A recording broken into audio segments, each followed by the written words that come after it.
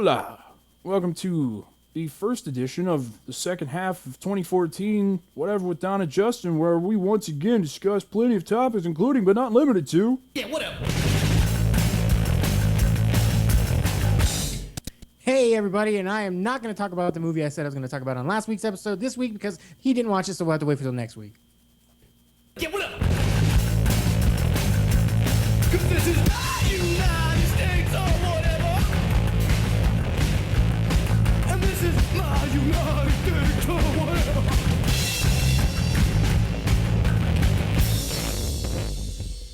Wow, wow. Hello, everybody. Hola.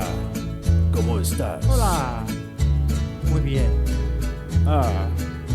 Muy bien, gracias. ¿Y tú? It's tú. This is, from the soundtrack to Guacamelee, as you probably guess. So, July 2nd, Guacamelee, let me see what the name of it is. Super Ultra Hyper, what something Turbo Edition, Yeah. whatever. Just, the whole game has in-jokes of other games and whatnot. It's parodies things. But that released, and I don't have that version of the game. I bought the game like before that came out, so I have the gold edition, I think. But Don't talk to me. I've been playing it for the past couple hours. I started it this afternoon. I didn't expect it to be so freaking long. Oh my god. There's a lot of it's a pretty good content game, in it. Yeah. Oh, it's a lot of fun. Yeah, it's really good so far. But yeah, the soundtrack's surprisingly good too. It just gets a little repetitive because it just plays over and over and over. But anyway, so that's one of the topics we want to talk about tonight, Metroidvania games and some other things that we've got on tap. This new Kickstarter trend, not really new anymore. It's been around for a couple of years in gaming, especially. Thanks a Yeah. lot, Tim Schafer. Appreciate it. But hey, couple of things are going crazy. A couple of people are going crazy with it. One of them is the Mighty Number 9 Kickstarter. We're going to talk about. We're also going to talk about this Destiny thing. Bungie already announcing expansion packs for a game they haven't even released yet.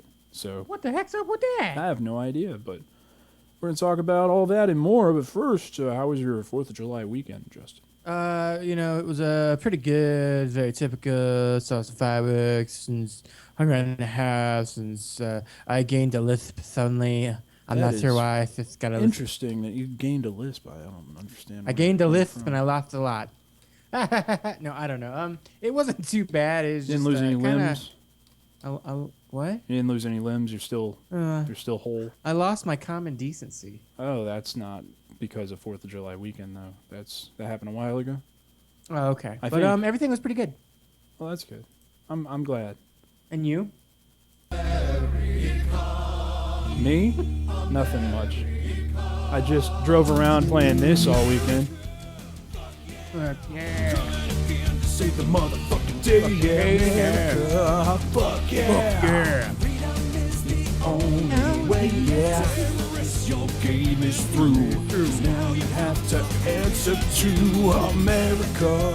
Fuck yeah. Suck on my balls. Fuck yeah. Oh man.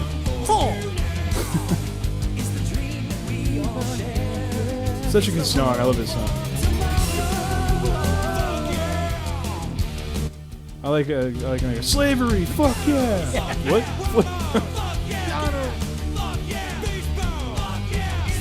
Fuck yeah. Fuck yeah. Fuck yeah.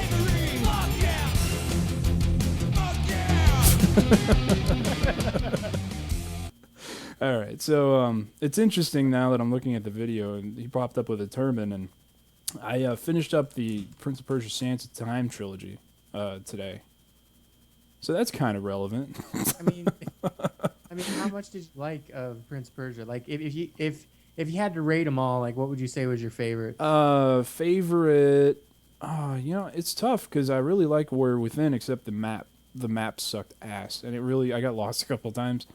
I feel like if it had one that was useful, it would actually might be my favorite of the three, and it's because it has a lot of the stuff that I like, which is the jumping and leaping and grabbing and all that stuff. Yeah. The combat is kind of hit or miss, literally. Like I don't think it's that great, but that's the case for all three of them. The one I'll probably replay the most is the first. I think I'll probably Yeah, go it's back just got because that. It's got that like magical feeling. yeah, quite literally it does because there's a lot of magic in it. But hey, I think I understand why it's like revered as the best one. You know what I mean? Because it just Yeah. has that. Yeah, it's more charming and it just kind of has a complete feel to it. The other two really feel like they were just kind of tacking on to something for money because they're not really like the prince doesn't look the same by any stretch. He doesn't look like the same guy. You know what I mean? Like it just looks like they Yeah. just kind of like came out with the first one as a standalone adventure, and then just kind of went, "Hey, I think we could spin this into something more." And then they just like tack, because the third one definitely is a sequel to the second one, but the second has no relation at all to the first, and that's what it basically seems like the Well, entire duh, time. but that's why Forgotten Sands is the one that. Or wait, is it Yeah, Forgotten Sands? yeah. Forgotten Sands That's in between one and ties two. them together, I guess, story wise, but it doesn't explain why he becomes like a metalhead, in between the two games. Because there was only one explanation for that. And Yeah. that's trying Yeah, to I know. cater to an audience. Right. Yeah, That's it. I that mean, was a really. I mean, human that's error. there's no other way to sugarcoat it. It's like they were like, dude, our game's still alive. It's cool. But how could we bring it to a bigger audience? Well, let's make him dark and emo. Let's make him really gruff sounding because everybody loves the gruff sounding characters. And let's make it really bloody and then throw in some Godsmack. I think you got a winner. Godsmack. That was the worst part of it. That was like the most egregious part of it, I guess, because whenever it was like the mid 2000s, and you're going, how do we get edgy quick? And they go, Godsmack. Godsmack. I'm doing the best I ever did. I'm doing the best I can. And you're like, come on, man. So, Well, yeah, you know what's but funny about that is I like Godsmack, but even They're I was fine. like, this does not fit. I know that's the funny thing is because it's all it's like it goes from like Arabian music to that, like just over like instantaneously practically, and it only happens when the Dahaka thing is chasing you. You know what I mean? Now Yeah, those parts, nah, I'm not a big fan of like the nemesis aspect of the game. Like run, run, Oh, run. come on, stars.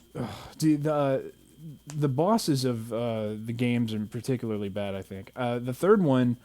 Man, all I was thinking during the first two was, wow, this could use some QTEs, and wow, did it deliver? I mean, come on, really?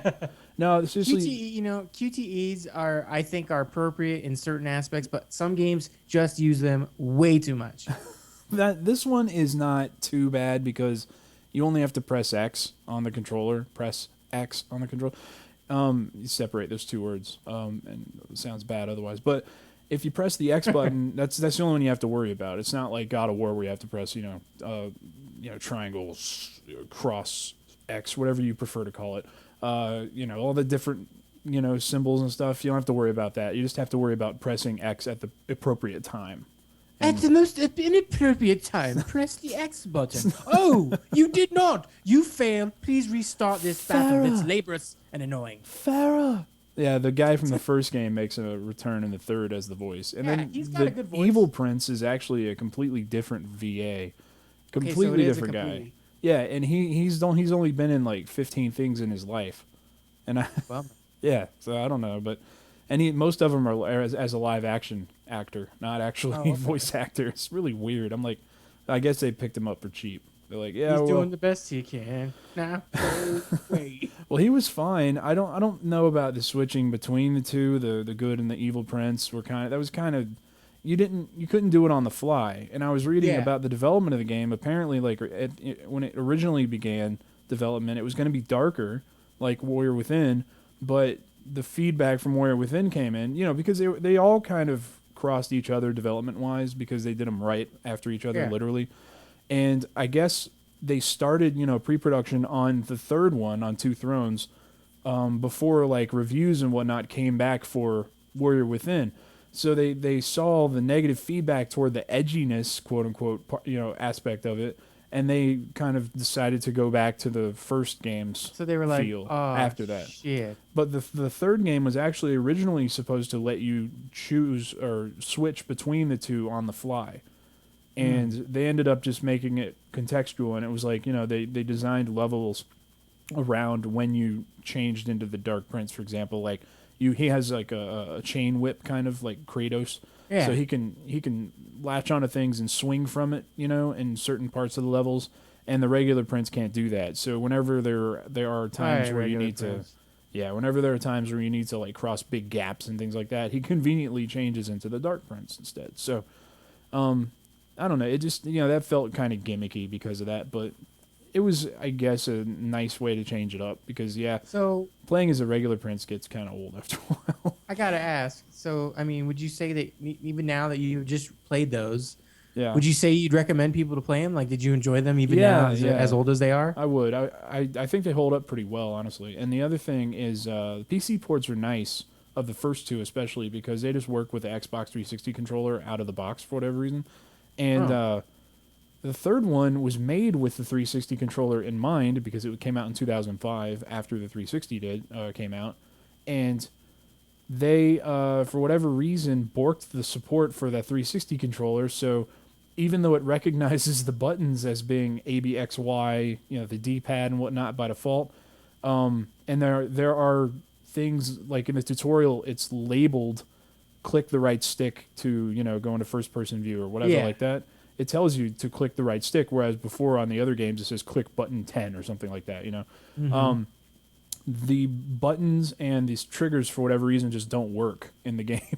So I had to use Xpadder to like bind half of the controller to keyboard functions, and the other half was working fine. Like the analog sticks work fine. It's really weird, but they never patched it. So the first two games, the older two, actually work fine with the controller without any outside programs. The third one, the newest one, not the case. That's odd. Yeah, it is odd. But I'm actually moving. I tried to move on to Forgotten Sands again today. I played that one a few times. I like it a lot, but it's messed up for whatever reason on my computer now. I don't know why. And I was looking on Steam, and apparently it's messed up for other people. If you pause the game, there's no menu. Like it just freezes the game, and I can't save it or anything like that. So screw it. I've already played it anyway. Now I'm actually moving on to the Wii version of Forgotten Sands because it's different. It's completely different. Wait, And so you're saying the Forgotten Sands PC version's borked? it is now. It wasn't when I played it a couple of years ago. I don't know if it's drivers that are causing an issue or something, but I played through it several times on PC back in 2011, 2012, and I reinstalled it today and tried to play it again, and I went on Steam forums, and there are people having the same issue as me with the pause menu not coming up, and the game doesn't save, and I don't know why. So I'll try to figure it out, but at this time, I can't play it. Yeah, it's really weird. But yeah, I'm moving on to the Wii version. I'm gonna see if it runs in the Dolphin emulator, so I can play it in high def. But the Wii version of Forgotten Sands is completely different from the other versions. Yeah, I remember you telling me that when you played it originally. Yeah, it's like a spin-off standalone adventure kind of. I don't know. It's weird. They made it on the same engine as the original trilogy, because it's SD, and you know what engine the original trilogy is made on, by the way? It's called the Jade engine. You know what game that was made for? You can guess. Beyond Good and Evil? Yep. The Beyond Good and Evil engine is what the original Prince of Persia games were made on. It's kind of weird. Gets its own damn engine, but can't get its own goddamn sequel. Pretty much, yeah. It's kind of not like Rayman, but yeah. I mean, it was a good engine. They made a lot of different stuff with it, and it stood the test of time. So, but anyway, yeah. I just been on a big Prince of Persia kick lately. I like the games overall, but it's interesting to see over the past 10 years, because that game ultimately, the creative lead of Sands of Time trilogy was on. He was also the creative director for Assassin's Creed. Yves Guillemot, or whatever his name is. Yeah. And he got screwed over big time by Ubisoft eventually, and I think we talked about this, didn't we? His whatever it's called, embargo or non-compete. That's what it is. Non-compete clause on his contract after Ubisoft got rid of him last when they bought out THQ. It just expired like a month ago. So whatever he's working on, he can finally actually get to work on it now. But he was the creative director behind the Sands of Time trilogy and Assassin's Creed, and you can really see from the first game through the third one the progression that he made design wise, and you can actually see like the early stages of the stealth and stuff like that taking form in Two Thrones that eventually made its way into Assassin's Creed. So it's pretty cool to kind of take See like that a like evolution. yeah, kinda. exactly. It really is like evolutionary, just kind of going from game to game immediately. And anyway, eventually, like now, yeah, it's like everything they put in their games came from that series in the past 10 years. So it's pretty cool, but at the same time, it's kind of cringeworthy at times. Yeah, almost like, come on, get on a new regimen. Yeah, well, I don't know. It's really interesting if you think of it as like them taking an entire decade and kind of refining the same gameplay over two different IPs, and now into Watch Dogs, so really into a third IP. But whatever. So that was cool. Just going, and seeing how well old stuff like that holds up, but also experiencing them for the first time 10 years after they came out was kind of cool too. It's always nice to kind of go back and replay old games and see like how you feel, whether they either aged appropriately or maybe the first time you played it, if you haven't played it since, that it's like now that you go into it knowing what it is, it feels a little better. I mean, a perfect example on that is I just started playing last night, Shadows of the Damned. Mm-hmm. And when I think I first played that, I kind of expected more horror and not so much camp and like B movie. Mm-hmm. So now that I'm playing it again, I kind of am totally going like, this is totally campy, totally parody-ish, but cool action, etc. And I'm like absolutely like loving it more so than I did. I mean, I enjoyed it the first time, but now I think it's kind of like I'm fully embracing what the game is offering and what it's about. Whereas my preconceived notions kind of, I think, hurt it a little bit when I was first playing it. So it is campy. It's like deadly, Yeah, it's Deadly Premonition campy, or like just kind of Resident Evil 4 I'd say campy. more like almost like a what's it called? Those movies, Trauma. what are the Grindhouse movies? Oh, okay. Think of it like a Grindhouse movie. So like House of the Dead Overkill.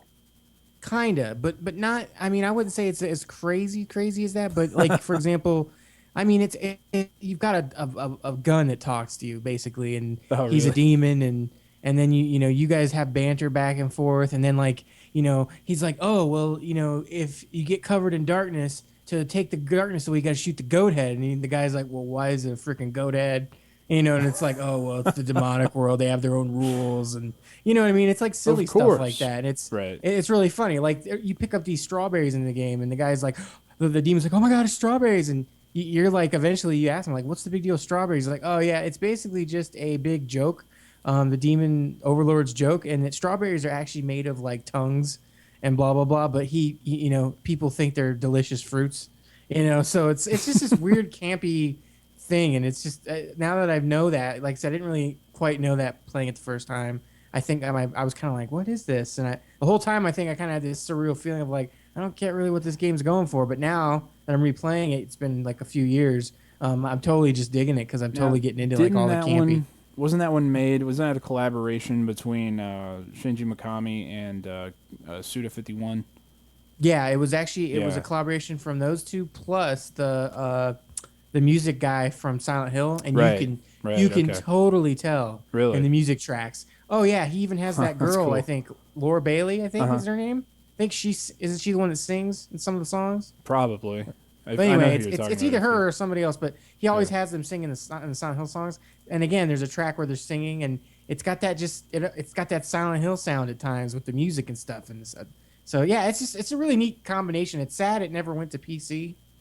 That is kind of sad because now, especially, there's a big movement, with like the Japanese developers putting their stuff on PC. Like Killer is Dead was on PC, and that's one of those games I never thought would come to PC. Yeah, I know, right? I mean, of all the games to come on PC, that was the most random thing. But you got Platinum putting their stuff on PC. Revengeance is amazing on PC if anybody's ever played that. But you got that, and then you got Platinum's got that new game. What is it? The Nickelodeon series that they're making. Korra, The Legend of Korra. They're putting that on Steam. So I mean, they're putting like practically Steam's a everything pretty on Steam smart now. way to go about doing things. I think. From I here think on it's out. kind of it's really like low cost, low risk, you know, Yeah. because they don't have to ship anything, and it's completely digital, and they just have to do like, you know, the one version of it and then upload it, and then Yeah, they're done. exactly. And with the new consoles, especially being basically PCs, is, you know, an architecture, it's pretty silly not to do one, I think. Yeah, but I mean, it's just interesting, and you know, going back onto the Shadows of the Dam, that game actually I think didn't do very well financially, so that was No, kind of that's a shame. unfortunate. But when you play it, you can totally tell like it's got kind of the Resident Evil 4 camera, you know, behind the shoulder shooting Yeah. style. So, but anyway, that's a little off topic there, but No, it's fine. You know what's funny is the oh, what was it? Nah, screw it. I can't remember. you know what is funny? Yes, plenty of things. Oh gosh, a big old heap and pile of potato salad. That's one of the things we're going to touch on too. But this is that the woman you're talking about? I think, yeah. This is the Silent Hill 3 OST. What's her name? I'm not sure. Damn it. Sorry. I just have it on my Now watch. my PC. Look up some music for Shadows of the Dam. Shadow of the Damned. Hold on a second. Let's see here. Let me get America Fuck Yeah off of my computer. Yeah, you might not want that on there. It's just Shadows of the Damned. Wow, it's like the fourth the fourth thing that comes up whenever you type in Shadows of the. Huh. Well, there's a movie called Shadows of the Damned? What? Oh. Never would have known that. Never. Yeah, I know it doesn't sound like a typical Shadows name. of the Damned OST. Is it Shadows or Shadow of the Damned? I think it's Shadows of the Dam. Is this Shadows of the Damned? I'm not sure. Hold on, let me see if I can find. This Way Comes. Yeah, it is. That, I mean, I'm not sure if that is, but Sounds like it. I mean, just looking at the image here, it sounds like it. Looks like it would sound like it. Oh, come on. You can tell that's the Silent Hill guy. Wow, there's literally 1,000 tracks on this soundtrack. Is there? Yeah, there's all kinds of, like, different contextual things based on the level. Yeah, you can tell that's the same guy. Let's see. Trying. Oh, yeah, there you go. This is Shadows of the Damned. Sounds like you can just tell. Yeah, it sounds like the PlayStation version of Doom, actually. Did you ever hear that soundtrack? Yeah. That soundtrack creeped the hell out of me when I was younger. I was like 14 when that came out, and it still creeped the hell out of me.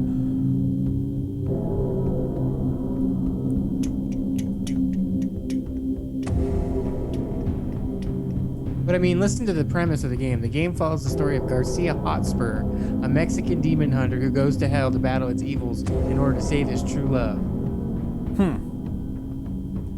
Sounds appropriate music-wise. Yeah, like every track is literally Silent Hill-esque. This one's called The Bird's Nest.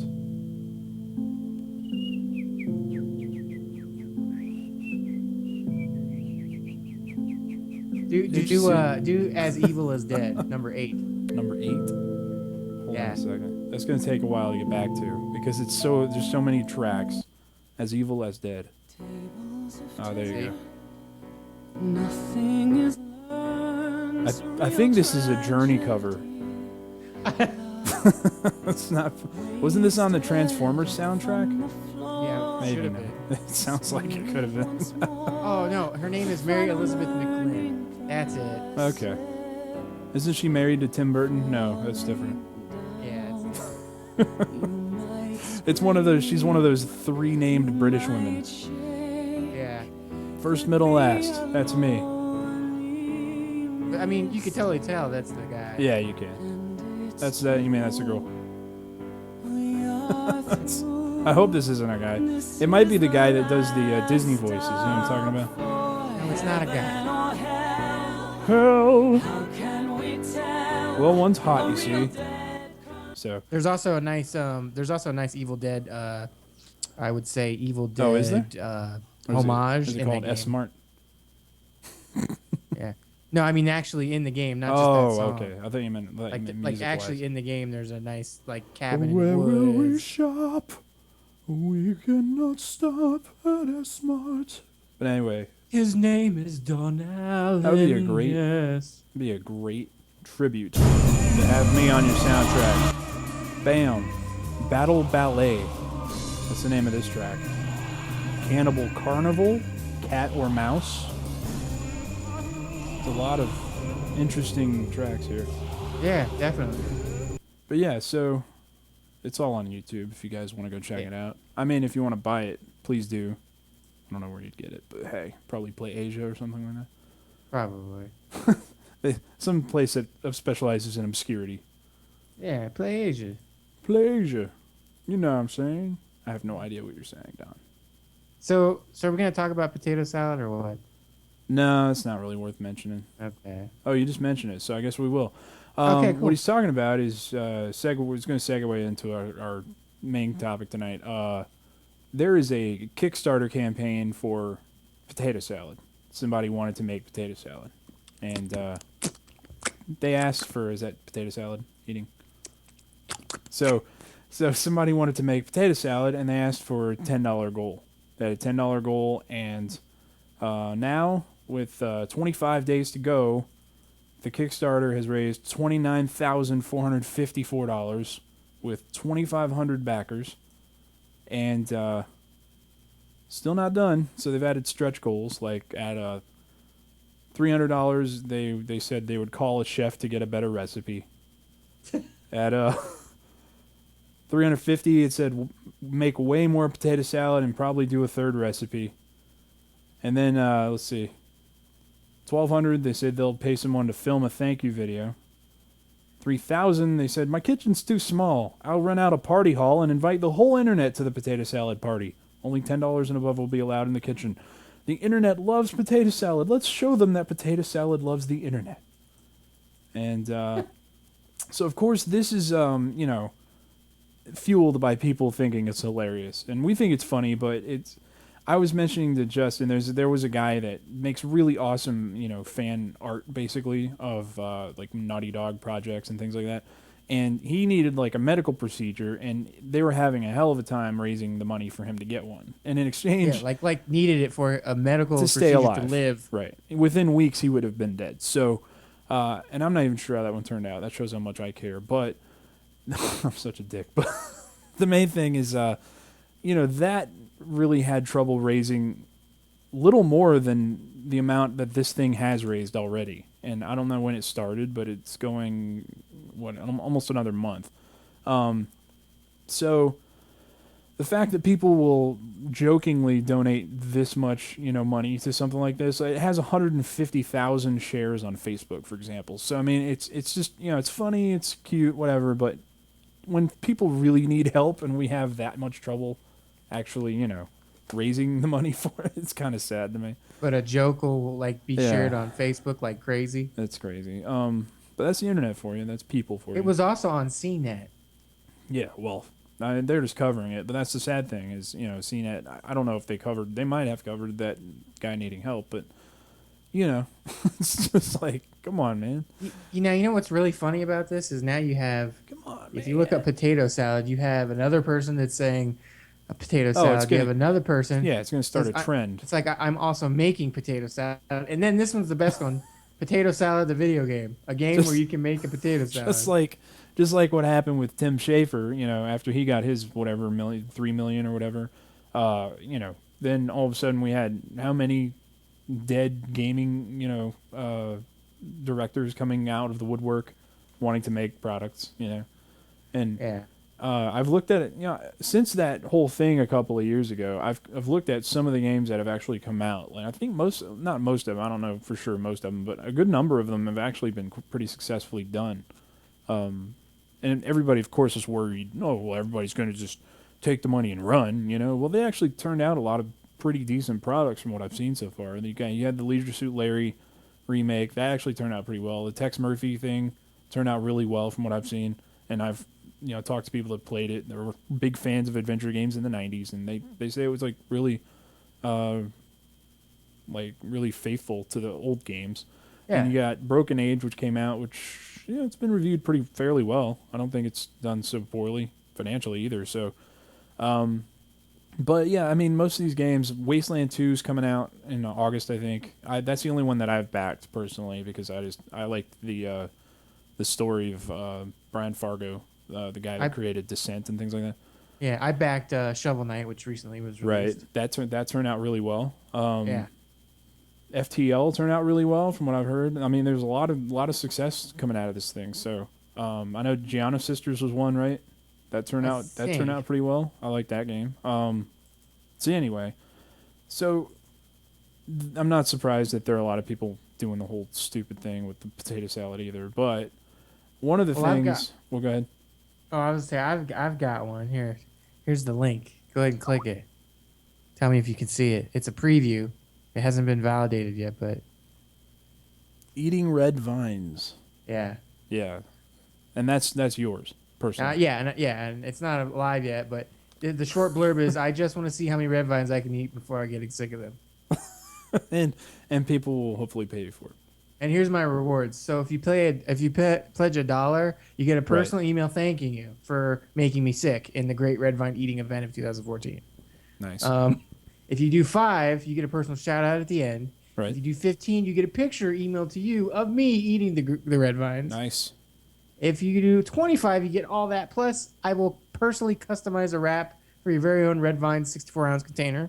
And then it jumps a little bit. Yeah, then it jumps to 500 because this is the granddaddy red vine backer only. There's only 2 available. Oh, right. You get all the rewards. And if you do this, I'll email them a video showcasing the huge, insane bulk order of red vines. And because of this backing, you're going to also enable me to swim in the biggest pile of red vines ever while eating them till I get sick. And you also get to see that a week before the official release. I think this is beautiful. And I think actually if Red Vines gets a hold of this, they're going to want to just promote the shit out of it. Probably. It's like when Olivia Munn jumped into a pie. Yeah, except Olivia Munn's hot and I'm ugly. So there's a little bit of a difference. It's going to turn into something like that. I have a feeling. Yeah. I'm saying is I saw her in the movie Deliver Us from Evil last week when I reviewed it for Bloody Disgusting, and you will probably be playing the love interest to Eric Bana in his next film. Wait, she was in that movie? Yeah, she plays his wife. Oh, I had no idea. Yeah. I now don't want to see that movie. Yeah, I wouldn't. Look, in fairness, they didn't give her anything to work with anyway. So okay. So gotcha. She does a good job with the cliched garbage she has to spew. But yeah, anyway. Oh, that's okay. So, but yeah, everybody look out for Slasher JPC. Justin's that's his name on Kickstarter, so you can go find it. He'll eat red vines. I'll eat eating red vines is. What did you'll swim in them? Is that what it said? Yeah, I'll buy so many. I'll if somebody's to back 500, I will buy so many. It won't to where I just have cost more than 1,000 to buy that many. No, okay. Think of it. Think well, of I know how they're many cheap, are in a 64 and a 4-pound canister. Okay.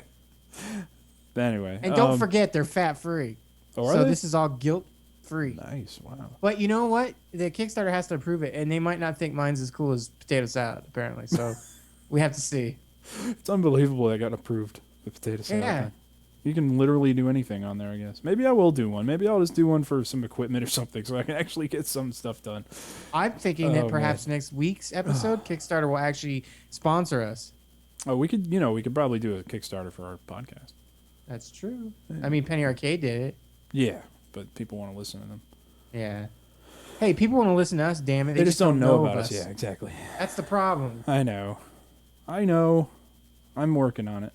So anyway, but that's you can air your grievances on. You can email us at whatever podcast.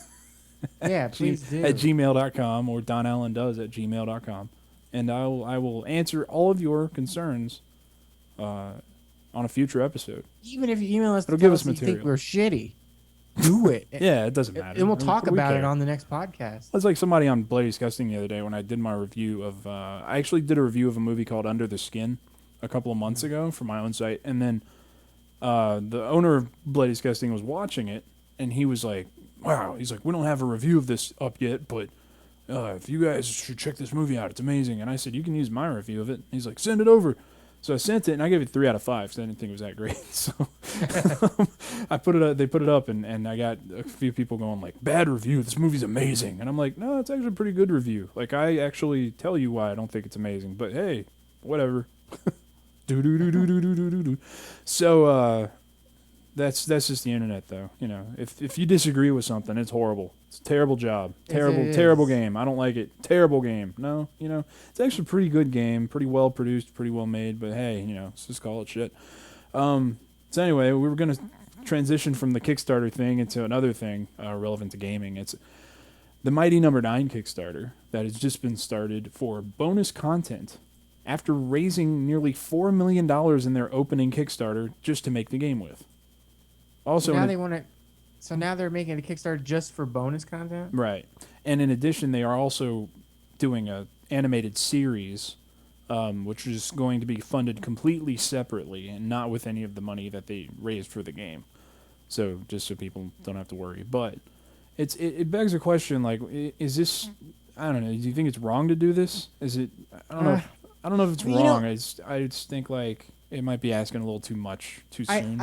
I kind of fall under the it's and on two ways. It's like it is and it isn't bad. Like it isn't because as a entrepreneur or somebody who's wanting to make money, you know, if you're trying to make a product and you're wanting to, you know, give out something and say this is what I'm going to do and people want to back it, like that, if people back it, how can you deny that? You know what I mean? Mm-hmm. If the want is there and people will fund it, I mean, granted, I wouldn't fund something for just bonus materials. I think that's a bit stupid, but to each their own. But I mean, if somebody puts that out there, just like this potato salad thing, and people are willing to pay for it, would you not jump on that same bandwagon if you could get that?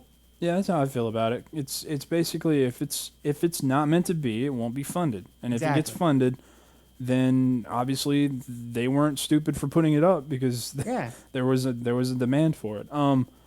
Yeah, that's you know, that works with pretty much everything. I guess you can argue that, you know, why would they make the same Call of Duty game year after year? Well, it sells 20 million copies. I mean, it's pretty self-explanatory. You know, it's just, I don't know. I guess it's discouraging that people do pay for that to me anyway. Well, yeah, because I would like to have the IP come out and prove that it's worth bonus content first, and then they could ask for it, you know. But it's just a different world we live in, I guess. Not to say though, who is it? Inafune behind this game? I'm not sure who's behind this game. I believe so. I can't remember if he's the guy behind that or Dead Rising. Which one's the one behind Mega Man? I think it's Keiji Inafune. I think you're right. But he has a proven track record, so I guess that's what people are obviously going off of. Is, you know, they're expecting this game to be, you know, the Mega Man game that they've not gotten from Capcom in a decade. You know, basically. Yeah. Or see, but that half a decade. I mean, but see, that's always kind of hit or miss too. Like, and, you know, perfect example is The Evil Within. Some people are like, I don't think it looks very good, and it's like, well, it's by Shinji Mikami, the guy who's never made a bad game. Yeah, pretty much. I mean, you know, that's what I say. They're like, well, still, you know, it's just like, Even Aladdin on Genesis was good. Yeah. Or Super Nintendo. I'm sorry. I mean, even some of the games he's just been a producer on have been good. Not all of them, but most of them. Yeah, but I mean, you know, when he has this sort of role and involvement in a game, it's never turned out poorly. So, yeah, I mean, I guess, you know, they've earned our trust and they've earned the right to kind of be, I don't know, ambitious, I guess you'd say, with this kind of thing. But it just seems kind of over-ambitious to me a little bit. It's really cocky, you know, and it just comes off kind of, well, I know that, you know, I'm going to be making money on this. You know, you don't know for sure because it could very well be that you raised $4 million. That's a lot of money. And come on, very well could be, though. Isn't that kind of the thing? Bonus. Well, it's supposed to be a bonus. What I'm saying is, like, they're waiting for, you know, this game to come out and be popular and make money for them and stuff like that. But the problem I see is if you raise something like $4 million, could very well be that everyone interested in playing that game helped fund it. You know what I mean? So you won't be making a lot on it because you'll be spending everything you already made, and then there's no one to sell it to because they all funded the game. You know what I'm saying? Yeah. So that's the thing that's the risk I think this Kickstarter thing runs, is that it doesn't lead to a bigger market per se, because you're going to the very core of your audience and asking for money to make a game that would appeal specifically to them. And the reason these games aren't being made on a bigger scale is because it's been proven in the companies that published them's eyes that they're not viable. So Yeah. it's a real risk for that kind of thing, I think. But that's where things like Steam come into play, because Steam's very inexpensive to put a game on. Like it's practically free, honestly, because they take a cut of what the game sells. You don't have to pay anything to put it up there. So that's the nice part. But yeah, it's interesting. Destiny is doing a similar thing. Bungie's doing a similar thing with Destiny, in that they're doing it the more traditional route with the publisher and all that stuff. The AAA model. Destiny's not even been released yet, obviously, and it got a lot of good feedback from the alpha. And everything I've seen and played of it myself has been good, but they're asking for expansion packs to be pre-ordered, and it's kind of weird because again, I guess, you're going off of their track record. Oni was a fantastic, no, I'm just kidding, but, like everybody's going off of Halo, obviously, and then, their love for that series, and what they've seen of Destiny convinces them, I guess, to pay $35 for 2 expansion packs ahead of time. But, I mean, one of the things I'm asking is, if this content's done already and the game hasn't even come out yet, you know what I mean? Like, Yeah. why wouldn't it be part of the game itself? And why would you separate it out? Obviously, you would separate it out because you make more money that way, but you know what I mean? It's just kind of, I don't know. Like, I've never been a big fan of working on DLC before the game's released, because then unless it's a completely separate team, and, then it's something that the actual development team could not have done themselves. You know what I mean? But Yeah. a lot of times it seems like you're just stripping content from the main game and withholding it purposely just to make more money on it. And I don't like that. I don't like how it comes across. It comes across like, oh, we know we can make this amount of money from you, but we could give it to you for free. But why would we do that? We're a business. We don't like you. Yeah. we don't have we do these things concern for for your pocketbook. We like you, so we will like you as much as you will pay for our game. That's about it. But yeah, it just comes across like really impersonal, especially when you have companies like CD Projekt Red. They'll go back and they'll do the enhanced edition of The Witcher 2, that kind of thing, and the first game, and they'll include new content. They included like a battle arena, stuff like that, all for free. Flying Wild Hog, the guys that did Hard Reset, they went back, they put in an arena mode, like a horde mode, into Hard Reset for free. They added a DLC expansion for free. I think they're updating Shadow Warrior on PC. Like, this is a year after it came out, and they're updating it for free. They're going to put in like a DirectX 11 mode so it runs smoother. I mean, they're doing all kinds of stuff. So, I don't know. There's models out there of companies that do things that I like. I like the way I like them to be done, and this isn't the way I like it to be done. But I can't really. I don't have any control over it, so all I can do is just not buy it. you just don't support it. But Wait yeah, for I it mean, to go on sale. it's gotten to the point where people support what they want to support. If I don't want to support it, I'm not going to support it, and you just got to leave it be like that, because otherwise it just turns into this big internet hit like bitch fest. They're like, why do you support this? Well, because I like it. Well, I don't like it. Well, then don't support. But I'm going to buy it, and it's just like, that's the problem. Is so many people bitch about it, but then it just gets eaten up by everybody. Like the people that complain about it still go out and buy it. It's like, that doesn't do any good if you freaking just buy it anyway. Like people that are bitching about like Deus Ex supposedly becoming like a an MMO kind of thing, and not being like traditional Deus Ex kind of stuff, or the new game from United Front Games, the new upcoming whatever. It's like a free-to-play iOS game, and nobody wants them working on that. They want them working on Sleeping Dogs too, but if you go out and buy this kind of stuff, then they're not going to be making Sleeping Dogs 2, or that the Deus Ex supposedly being multiplayer focused or whatever is not going to be. That's going to be the new focus, And people just go out and buy stuff because it's an IP and because they like the IP, and then that just leads to just things going wrong in every direction. It's just silly. I'm glad, Warrior Within sold poorly compared to the first one, I guess, because that made them kind of rethink the third one's direction, you know? Otherwise, every single Prince of Persia from then on would have been exactly like Warrior Within, like just completely dark and dreary, and that's not how it went. Oh, that's cool. I'm just reading now Weinstein's pass on Clerks 3. Good. Congratulations, Kevin Smith. Steven? Where did I get that from? Kevin Smith is going to have to turn to Kickstarter now. So, just bringing that in there for... Hey, you want a Clerks 3? Make it for me. Continuity purposes, yeah. But yeah, it'll be interesting to see how these games turn out and how the whole asking for money in advance things works out for them. I'm afraid it's going to, become like a normal thing. I'm pretty sure it will be. A year from now, we'll probably see every game. Hey, pre-order the DLC. They have had season passes and stuff like for the past couple of years at least, but it's going to become like a regular thing with every IP, I feel like. And it's just going to be taken advantage of because I think there are going to be some horrible games released that come out with this kind of thing and just take all the money and run away with it, Well, you know what everyone else feels ripped happen? off and mad. What's that?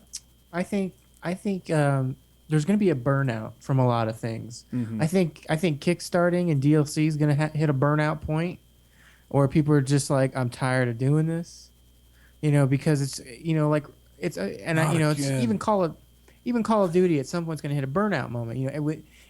I even think Kickstarters in general, they're just going to hit a burnout point. I mean, look for example at Guitar Hero. Mm-hmm. That thing was selling like crazy. And then Rock Band came out, just crazy. Now nobody makes those damn games, and nobody even wants them. Like you can't even give them away sometimes. People are like, I don't want it. It's like they've just been like, I'm overloaded. I don't even want to play this no more. Don't care. It was like a fad that lasted like what 7-8 years or however long it was. It was like 4 or 5. What was funny to me was like the first speaking of Guitar Heroes, the thing that killed those for me was you went from the SD generation of gaming, when Guitar Hero first started on PS2, to it becoming this gigantic thing across all platforms. But on HD TVs, there's a ton of input lag compared to CRTs. Yeah. And I couldn't enjoy them anymore because they're, you know what I mean? It was just it wasn't as fun to me playing on a HD set with input lag compared to my old tube set. So like that's what killed those games for me personally. But yeah, they went on for a few years after the HD consoles came out. But yeah, I see what you're saying. Like there's going to be a point, especially if people end up getting burned on one of these projects like big time. You know what I mean? Like it just comes out and it's like a Daikatana sequel and it's just like horrible. You know what I mean? Like it's just going to be one of those things where everybody bought into all the hype before it came out, and then they just get completely toasted, and then they're just pissed off at every single Kickstarter from then out. And they're going to go, no, not again. And it's like, but that was just one time, you know what I mean? But it could, like, one bad seed could just ruin everything. And I think it's going to happen at some point. And it's probably going to be an instance like somebody getting a ton of money and just not releasing the game. You know what I mean? Like that. They're just gonna be like a con artist basically, just coming on there, stealing all kinds of money, and then just leaving. And that's it. That's it for Kickstarter. But I don't know. I think. See you later. Bye. Well, I think Kickstarter they don't have any safeguards against that, do they? I don't think so. I don't think it's illegal to like not make the product. It might be illegal to not make the product. But I don't think it's illegal to, obviously fail at making the product. There's a fine line there sometimes because somebody could literally just pocket it and go, hey, I'm out of here.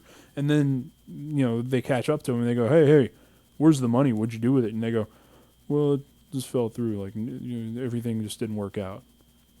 And then the most you can do with that is, well, shit. And that's it. So...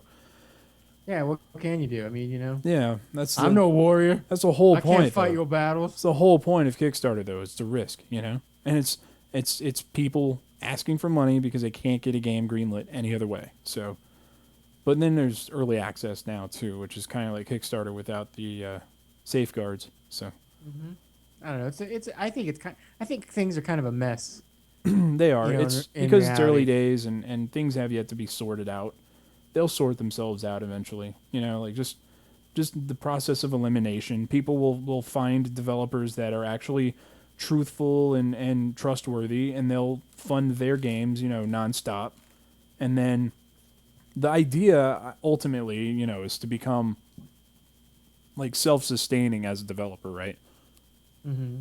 But I've seen developers go back to Kickstarter again and ask for more money for another game, you know, but that was the original idea was, hey, fund this game so we can sell it and then make money on it and then you know, get our feet under us as a developer, and that's it. Like all our games from then on will just fund every other game, you know, but like I've seen companies go back to Kickstarter again for more money. So it's kind of discouraging because it doesn't seem to be working like people had hoped originally. You know, it's not creating success stories is what I mean.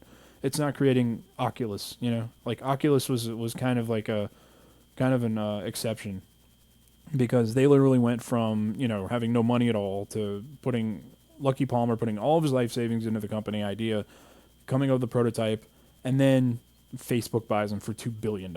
You know what I mean? Like that's happened one time as far as I know. So, but we'll see. You know, it's still early days. I think it's going to be like a full on decade before I think Kickstarter just really goes through enough ups and downs, and you know, enough developers come through and games get released or don't get released till we have like a real feel for whether or not it'll actually be sustainable.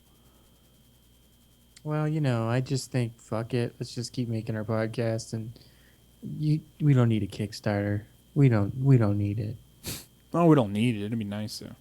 No, that's the funny thing is I don't think we need one. I don't think it's you know, because our quality's pretty good, honestly. If you listen to it, yeah, I'm gonna buy a bigger mic just so I can say I'm talking into a bigger pretty mic. much that's how I feel. A lot of them go by. Yeah. I mean, it's kind of like I'm not familiar with all the gaming podcasts out there. I don't listen to them. I know there was one that asked for some money, and they got a ton of money, and they ended up podcasting for like another year or so, and then they stopped or something. But there was, you know, there's a lot of people out there that ask for money for things, and I've always just kind of believed in working for it and saving up myself. You know, Yeah. I don't like asking for donations and stuff like that. I'm just always uncomfortable with that. I know it would be a smart thing to do because we might actually get some, you know, really decent stuff out of it. And the problem is I don't know that I'd know what to do with it all because, you know what I mean? Like, I think our stuff sounds pretty decent now. I mean, it might sound nicer, but I don't think it would sound like a world different. So who knows? I think right now, what we're doing right now, our recording is miles ahead of where it was even at the beginning of the year. And it's a world away from where it was back in 2010 when we did the podcast. Yeah. Back when we were in our garages with our VHS tapes. If you guys listen, it's on iTunes. You can go back and listen to our old stuff from like 2010. The content was good. Like, I think our content's always been good, but the quality of the freaking thing, holy God. I mean, I listened to it and it's like I don't even want to do an example of what it sounded like, but it was literally, yeah, pretty much. And it was like me just blowing into the microphone every time I laughed. It was horrible. But now, you know, now we're sophisticated. Now we like to be a bit more sophisticated around here. Of noble blood. We from Georgia. But, you know, sophisticated. That's why I played America Fuck Yeah. Because, you know, nothing says sophisticated more than that song. You know, if me and Jessica ever move to Georgia, because that's where some of her family is, I'll have to be like... Oh, is it? Well, yeah, we'll have to do like an actual podcast in the same room. Oh, yeah, no, we totally could have a mixer that accommodates a couple of mics, so we could just plug them in. There you go. That's if we have... Do you know what part of Georgia her family lives in? I don't remember. I'm in North Georgia, just so you know. Georgia. Actually, whenever you came over whenever you were going to Afghanistan, you did like an overnight stay. It was at Fort Bragg or something. I think it was. Anyway, that's a couple hours south of me. So you weren't too far then. But you were only here for like a day. Now I can hear you. What? No, I was. You cut out, but no, I was actually at that site for a couple days. Oh, okay. Well, but, still, yeah, not long enough. I know. But yeah, I'm north of where you were there. If you remember where you were. So. Yeah, I do. But anyway, Yeah, that'll probably happen at some point. We'll probably just have a live podcast. You know, what we should try to do is we should try to like actually get something going so we could just do a podcast Me 3 at some point. Yeah, that would be cool. And then we'll just be reporting live from the show floor, right? Yeah, Just live with like from the show tour. This is whatever Don And what Justin. what that ultimately means is people will think, wow, they have their own booth and stuff. No, we'll have a like a table in the cafeteria with a MacBook or something with a crappy mixer, and we'll just be sitting there in the middle of like everyone eating lunch, and we'll be just doing like a quick dirty podcast. That's pretty much it. But that'll mean we've arrived when that happens. So so look forward to. Just forced it. Pretty much, yeah. We just broke in and ran past security, set up real quick, and then started recording. By the way, these guys, apparently they have something in the works, and it'll be coming out around October-ish, I think. Did you hear about it? Which guys? These guys. These guys that are like kind of well-known, kind of heard something from them or so before. Them guys? You know them guys? I don't know if I know them guys. You don't know those guys? I don't know. How do you not know that What already? is this song? How do you not already know what that is? Really? I don't. Maybe I'm just that probably- naive or dumb. You probably know. You have to know what that is. Come on, man. Just tell me. This one? These guys. Oh, okay. These guys. Yeah, these guys. The last one was Hey You, by the way. Ah, okay. You're going to get some shit from Andrew. He listens to this podcast. Yeah, I'm sorry, Andrew. It just didn't hit me right away. I blame the baby. Oh, there you go. Already starting with that. Huh? So anyway, they have a new album coming out in October, I think it is. First one since 1994. So it's pretty cool. It's called The Endless River. I have no idea what that alludes to, but I can probably guess it's going to be really cool if you're high. A river that's endless in your mind. So, leaving kids alone. So, it's about that time, I guess. See, we made it through this thing. Yeah, we did. We can make it through some things without topics known ahead of time. Who needs planning? Screw all that. Although I will say, I actually did jump on. I always jump on about 20 minutes early and start setting up the mic and everything. So Yeah. I don't It's know if not- you saw my not really like that, kind of spontaneous. But anyway, my tweet earlier. It was like, or the other day, I'm gonna make the most unprofessional professional videos ever. the most unprofessional professional videos. That's like what is it? Funny or Die. They do the best gifts of all time of the week. Yeah, sort of. I think that was sort of Professional, unprofessional videos. professional. Unprofessional, professional videos of the week of all time. Yes, of all time. So, what did you learn tonight, Justin? Anything? Other than we can ad lib a podcast. I learned that you literally can make a Kickstarter about potato salad. Yeah, I never pretty thought it would be much. possible. I thought it might be possible, but I didn't think a Kickstarter would green light that. Yeah. But hey, what do I know? Hey, if it follows the rules. Yeah, apparently. That's the thing. I don't know. I might ask for something. I might do a Kickstarter just to say I did a Kickstarter. I don't know what I'd ask for, honestly. I learned that Guacamelee is cool and has a good soundtrack. I'm going to go back to playing it after this, after I upload everything. But Well, I like to go through and sweeten our audio and stuff like that, but I also learned that, I'm enjoying Shout This Damn more. So Well, that's good. Second time around. That's very good. I'm happy to hear that. I'll check it out at some point. It's only on consoles, right? Yes. Unfortunately. But yeah, I'll pick it up used somewhere. I don't think. Yeah, you can, definitely. I don't even think It's you like can buy it. $14. Yeah, I don't think you can buy it new anymore, can you? Right. I think it's only used everywhere. Whatever. Podcast namesake makes a triumphant return at the end of the podcast. So yeah, anyway, Close. just so you guys know, check us out on Facebook, facebook.com/whateverpodcast. We'll get that going eventually. Check us out on Twitter and YouTube. He is /JPC on both. I am it's Don Allen, one word on Twitter.